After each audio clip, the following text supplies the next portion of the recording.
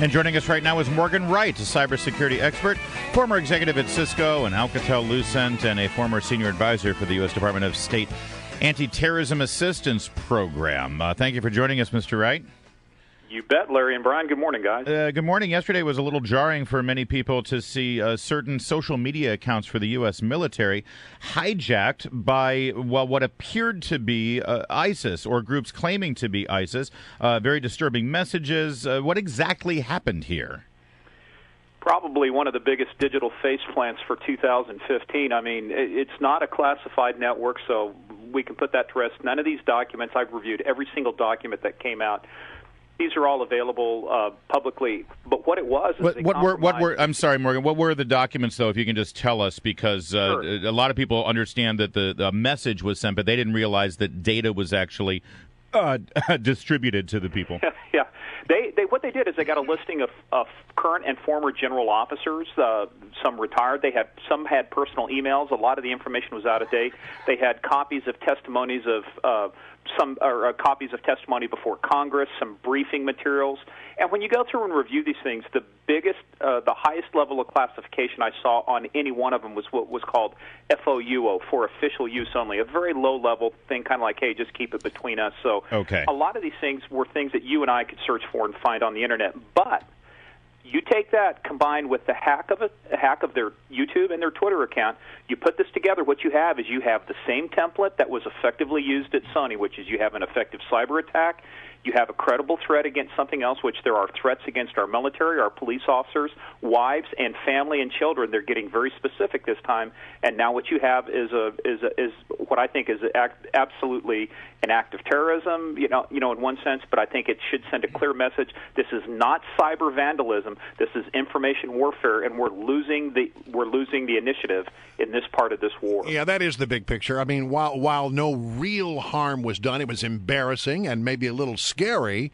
The real problem here is that that they were able to do it at all, and that we seem to not be on guard for these kinds of things.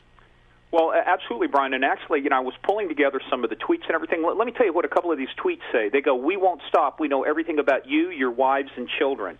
That's a threat. That's a threat. This is no longer just vandalism. And look, remember, they put out a joint FBI-DHS intelligence bulletin talking about how ISIS is using social media and these data brokers to find personally identifiable information on families. They say target the soldiers where they live.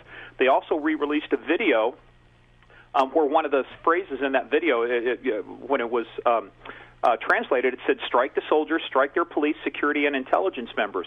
The other thing we have to worry about, too, is this a call to action? Are there sleeper cells? I think Dianne Feinstein was saying, hey, there were sleeper cells in the U.S. We know what happened with Al-Qaeda. We know North Korea had agents in our country for a long time.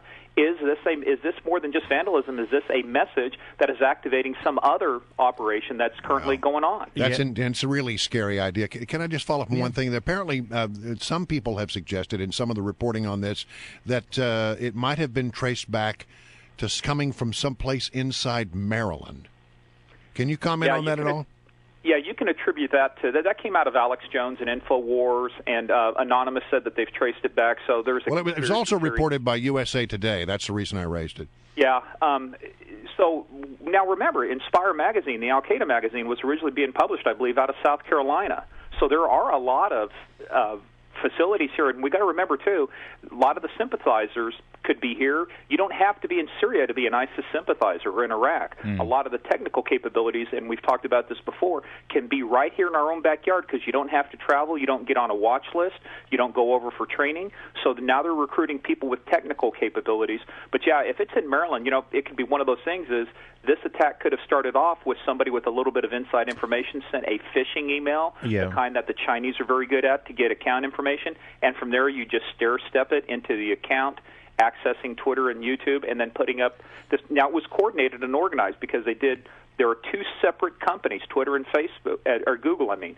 So YouTube and Twitter were compromised separately, but at the same time. So it means they had to be in there at least long enough to coordinate the deployment of these messages at the same time. Our guest is Morgan Wright. He is a cybersecurity expert for private businesses as well as for the government.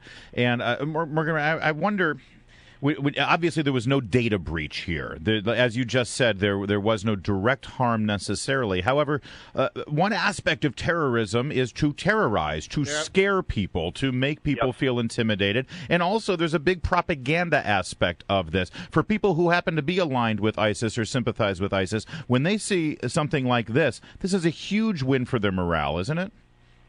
Look, you couldn't have. This is the best recruiting that they could do because they get free press. They're all over the place. They're on the front page of Drudge, Fox, CNN. It's being talked about on the evening news. Absolutely, and they've got production value of these videos. These aren't just somebody shot with a little, flip cam or an iPhone camera. These have production value. They have music. They are sending messages to recruit people. And absolutely, again, this is part of propaganda, information warfare. This is a playbook out of the Joseph Goebbels playbook of propaganda. In Nazi Germany. And I'm afraid this was executed well, unfortunately. Yes, and the fact that the message was, we are already, U.S. military, we are already in you or with you, and we know where your families live, that actually harmonizes with direct threats that ISIS has made on their own social media accounts, calling for these lone wolf attacks against members of the military and against their families. They're trying to make the military frightened and their families frightened about engaging in any sort of attack against them. Absolutely, and this is, being a former law enforcement officer and worked with friends in the intelligence community, this has been a big talk of this discussion between I deal with a lot of the chiefs of police. I'm on a community policing committee. We've talked about all of these threats that are coming out, and let me tell you, to equate this to an act of vandalism, and here's the thing, we got to remember how we define it. You can't defeat the enemy unless you can define him. When we define this as an act of vandalism, that's like saying, hey, Brian, Larry, nothing to worry about. It's only MS-13 who spray painted your garage with your name saying R.I.P. Exactly. Yeah. This isn't a 13-year-old. These are people who kill people, they behead people, they commit acts of terrorism. I would take this not as an act of vandalism. I would take this as an act of terrorism and an advancement of the influence operation that they're doing and using social media quite effectively to do this. One of the things I was surprised by is that apparently this went on for like 40 minutes before they were able to regain control of their social media accounts. Is that surprising to you? No, and I'll tell you why.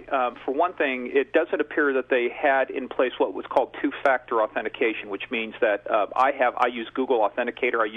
If somebody offers two-factor authentication, I use it because it provides another layer of security. That means you have to physically possess a device like a cell phone or an email account that you can get a code to. Usually it's texting or a code that's on your phone. And when that happens, when you try and recover your account, then you have to go through and prove, how do we know it's really CENTCOM saying, hey, it's our account that's hacked? Sure it is, Yeah. So you have to go through a level of proof and be able to substantiate you are who you say you are. And then you got to get a hold of somebody at Twitter and at Google to get this done. So, no, the fact that it took 30 or 40 minutes, actually that's probably pretty fast considering the paperwork and the bureaucracy they probably have to go through just to get the permission to do it. Morgan Wright, really quick question. We're almost out of time. In fact, basically out of time. But based on your expertise, do you think that the military, do you think CENTCOM did as much as they could do to protect their social media accounts? Is there a way to keep this from happening?